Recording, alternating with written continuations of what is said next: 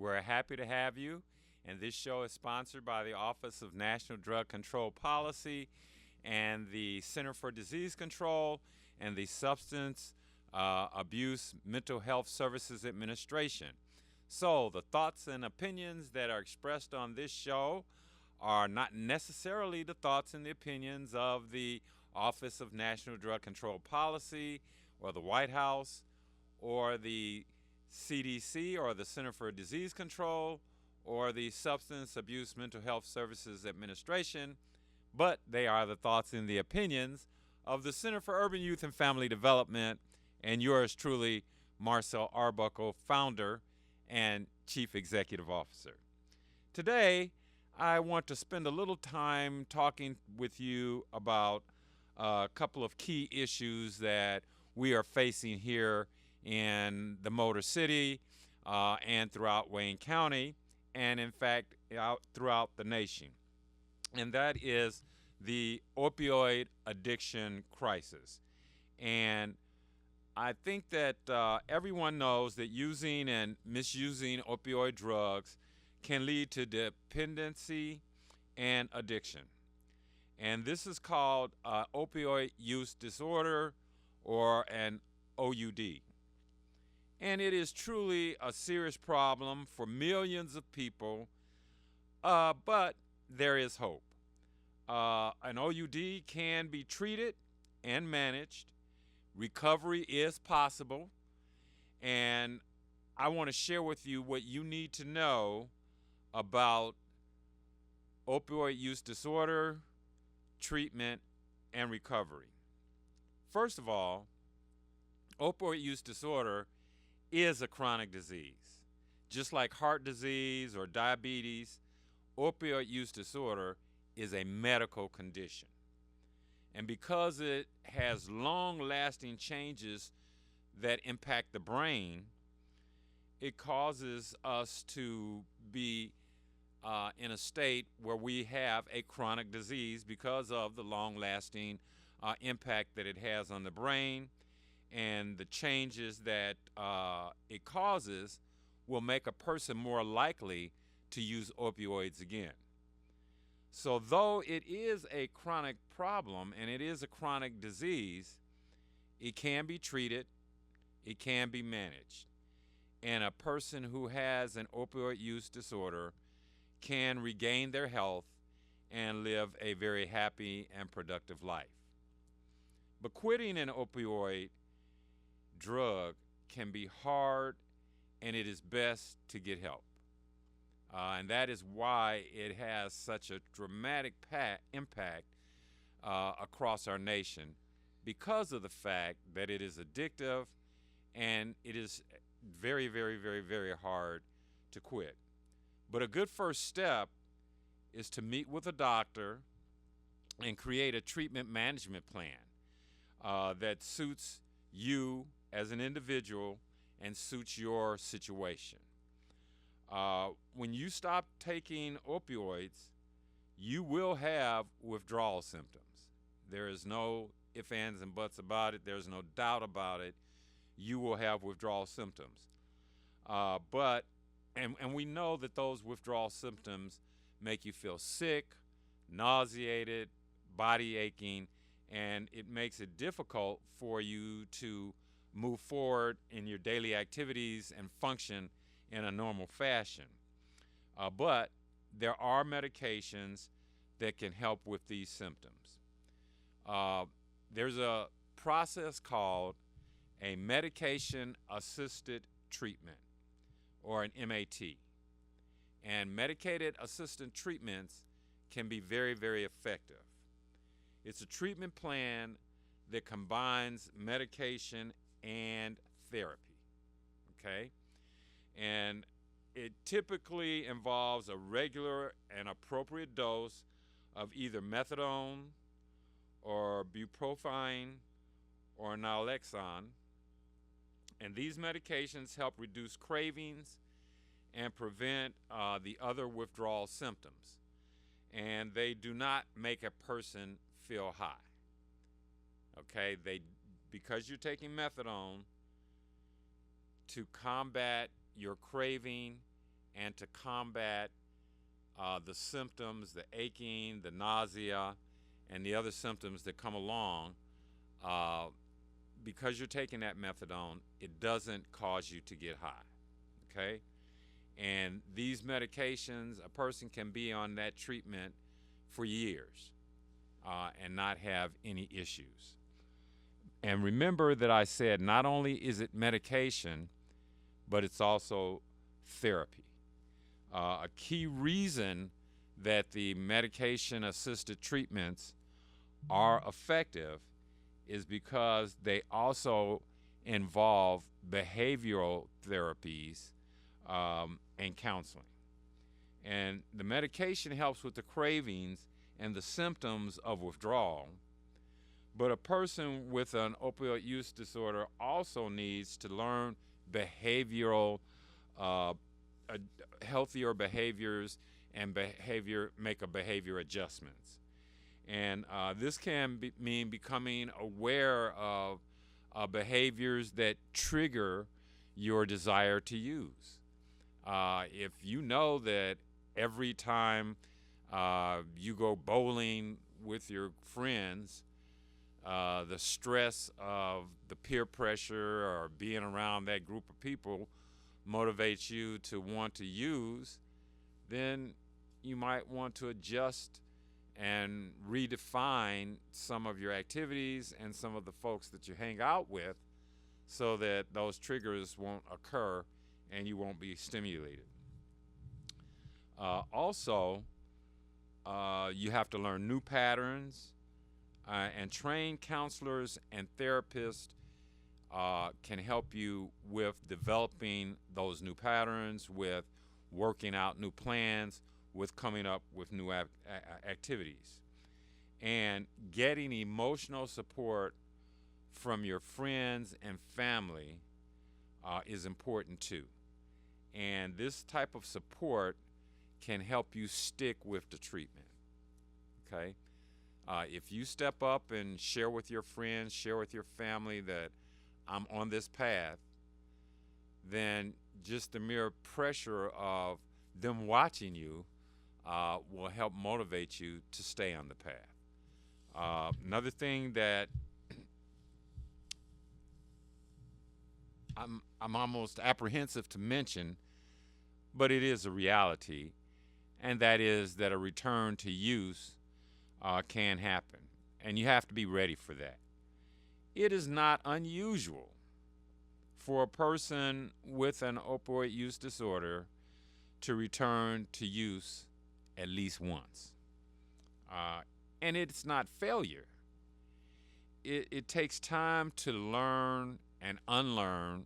It takes time to learn new habits, and it takes time to unlearn addictive behaviors and patterns and develop better coping skills to address the triggers that motivate you to use in the first place. Okay? So, returning to opioid use can happen, but it can also be deadly. So, you want to make sure that you have naloxone on hand. And naloxone is a life-saving medication that can reverse an opioid overdose. And you can talk to your pharmacist or your doctor about getting it and how to use it. And our friends at the Detroit Wayne Integrated Health Network, which is located at 707 Milwaukee Street, have been distributing naloxone for free to the community. And once again, naloxone breaks or blocks and reverses the effect of opioid medication, including the extreme drowsiness, slow breathing, or even a loss of consciousness. An opioid is a narcotic, and naloxone is used to treat narcotic overdose in an emergency. And so this medication should be placed in are used if a person has an overdose and you want to provide emergency medical care. In fact, Michigan Compliance Law 28.543 Section 3 states that a peace officer may possess any opioid analgesic analgesic distributed to that police officer under Section 2 and may administer the opioid analgesic to an individual if both or the following apply. The peace officer has been trained in the proper administration of that product, and the peace officer has a reason to believe that the individual is experiencing an opioid-related overdose. So, once again, if you need to obtain some naloxone kits, you can contact Mr. Devon Jones at the Detroit Wayne Integrated Health Network, and you can call 313-344-9099, extension 3136. And Mr. Gregory Lindsay is the treatment administrator, and you can reach him at glindsay@DetroitWayneIntegratedHealthWork.org or glindsay@DWIHN.org, or you can call him once again at 313-344-3099, extension 3021.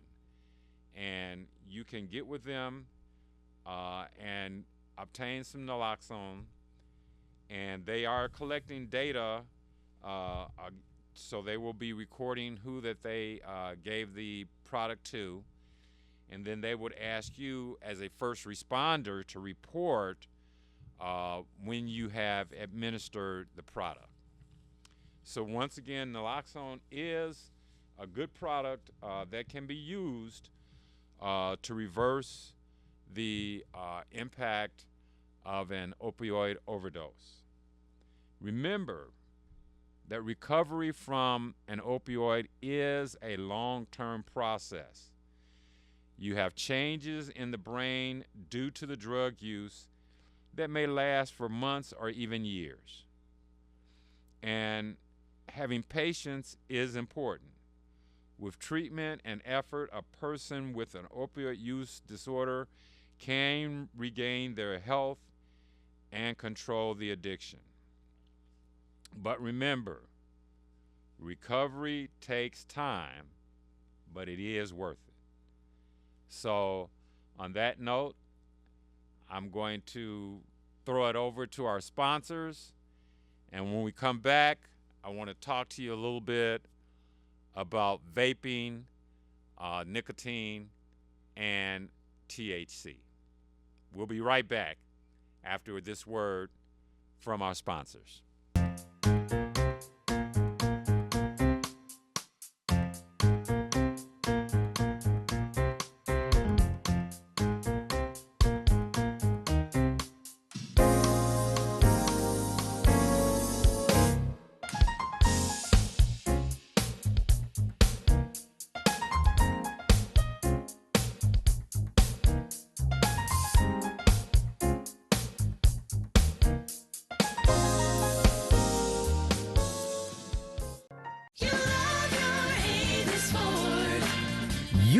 Love your Avis Ford, because at Avis Ford, we make it easy to get you your no money down monthly payment right over the phone. We call it Shop by Phone, and it's the best way we know to get you your payment options fast. You want leather and a sunroof? How about an upgrade to all-wheel drive? Just give us a call.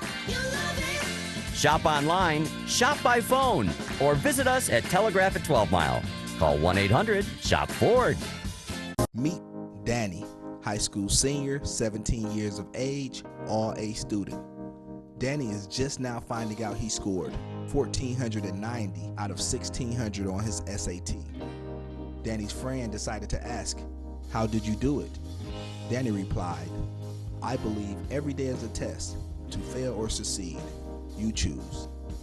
The effects of vaping is the one test that Danny chose not to study for.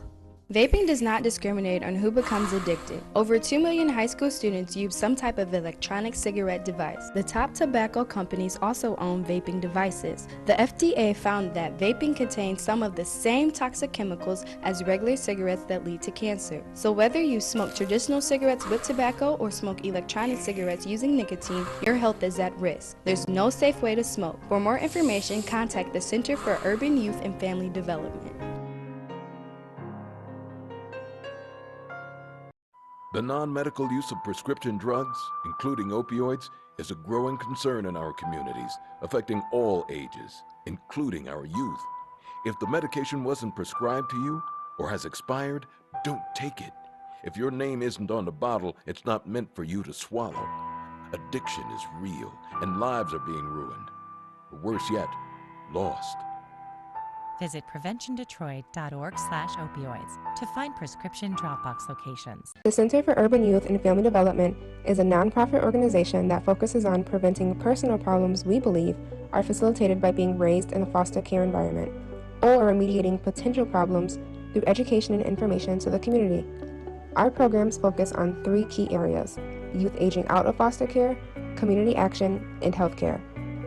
Our programs are focused on young adults in the foster care system who are about to age out, those that have just aged out, and the community at large.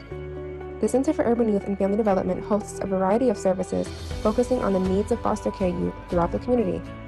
We also work with numerous community coalitions in our effort to provide the best services for our clients and to help build stronger communities. We believe that a healthy mind and body are cornerstones to a healthy and prosperous community. The Center also engages our community in mental health and wellness advocacy, as well as suicide prevention. Fostered youth emerge from the foster care system vulnerable to substance abuse, with little opportunity to obtain higher education or develop life skills.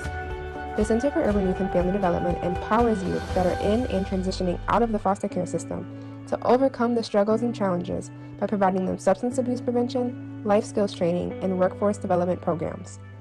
Drawing from the life experiences of our founder, Mr. Marcel Arbuckle, we open the door to positive and productive life through education, health, and life skills development. For more information, you can visit our website at cuyfddetroit.org or check out our social media at cuyfddetroit. My fear is not being myself or putting others in harm whenever I'm under the influence. Did you know drivers with a BSC of .08 are 4 times more likely to get in a crash than those with a 0? There is a reason why the legal drinking age is 21. Underage drinking is ugly because teens who start to drink before the age of 15 are 12 times more likely to be unintentionally injured. Over 300 fatal crashes and almost 4,000 injury crashes were alcohol related. Death is ugly, especially since this avoidable accident. Yet on average, every 52 minutes, an alcohol-impaired driving fatality occurs. Fees and fines are ugly and I want to get paid, not owing anybody money. If everyone obeyed new driving policies with a BAC of no more than .05, alcohol-impaired driving fatalities, injuries, and total costs could decrease by 71 through 77%. Help us remind others to not be ugly with alcohol and keep alive with .05. This message was brought to you by the Center for Urban Youth and Family Development. For more information on how you can get involved, email admin@mycap.org.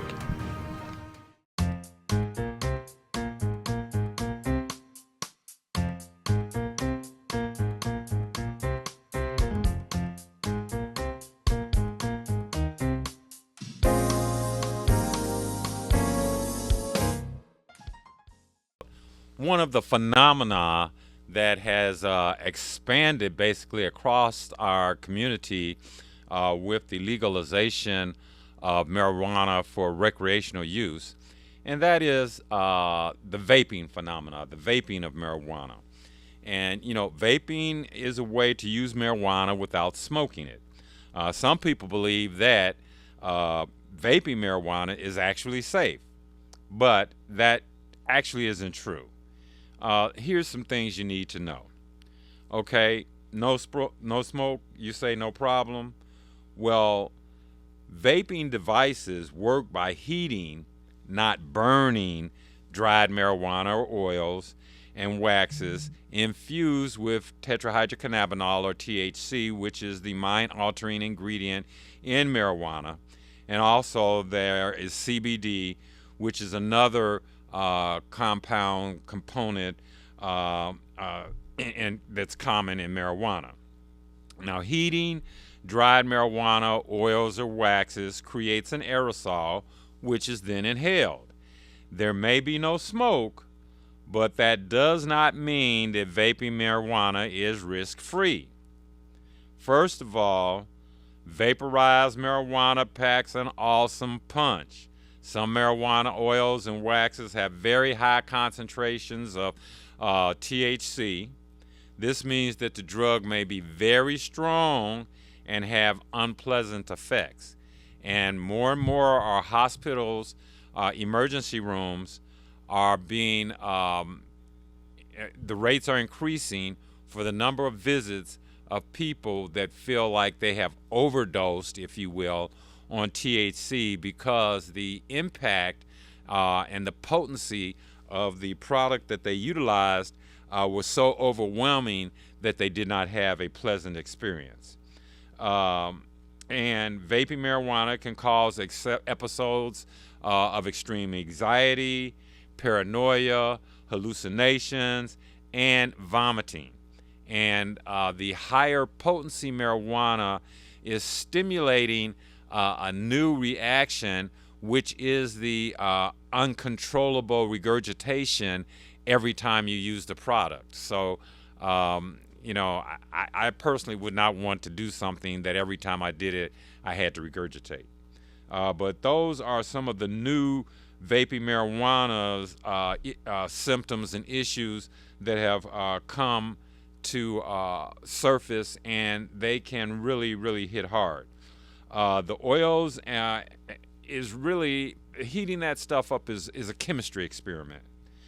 To make the vape liquid, THC is combined with oils and other ingredients, and those solutions often include chemicals that alter the flavor and the consistency of the mixture. And some of those chemicals added to the oils and waxes change when they're heated. And these changes can create chemicals such as benzene, xylene, and others, and inhaling those toxins can create cancer, lung disease, and other health problems. And as I indicated, there's a word, I think it's hypermesis, but that's a new phenomena that has been really prevalent with vaping marijuana, that it's causing, and using this high potency marijuana is causing this hypermesis, which is the constant regurgitation or vomiting. And vaping can cause some severe lung injuries. E-cigarettes or vaping use lung injury has now been defined as a medical disease called EVALI. And it's a lung disease linked to vaping, and it causes severe lung damage, and in some cases it causes death. Vitamin E is a chemical that is used in the THC oil cartridges and is associated with this EVALI lung disease. So, and there may be many other ingredients, as I said, the toxins that are created by heating up the mixtures of these oils are creating the problems. And the CDC, in fact, the Center for Disease Control, is recommending that you avoid all vaping products. However, if you do vape, they are and use a vaping device, they are urging you not to buy any vape ingredients or vape devices from any source other than a licensed dispensary. And this EVALI disease symptoms include shortness of breath, fever and chills, coughing, nausea and diarrhea, fast heart rate and fast breathings. And these symptoms can develop within a few days, or it may take over several weeks. So if you have used a vaping device and you have experienced some of these EVALI symptoms that I just went over, I strongly urge you to see a doctor immediately. So remember that marijuana can have a lasting impact in teens. Regular marijuana use can harm the brain. This can lead to permanent problems with memory and learning. It can also lead to an increased risk of developing depression and other mental health problems later in life. And people can become dependent on and addicted to the drug. So if you stop using marijuana all of a sudden, you might feel irritable and have problems sleeping. So once again, you need to see your doctor. And then people are saying, well, what about the medical marijuana? Well, if you use medical marijuana, talk to your doctor about the risk of vaping that marijuana.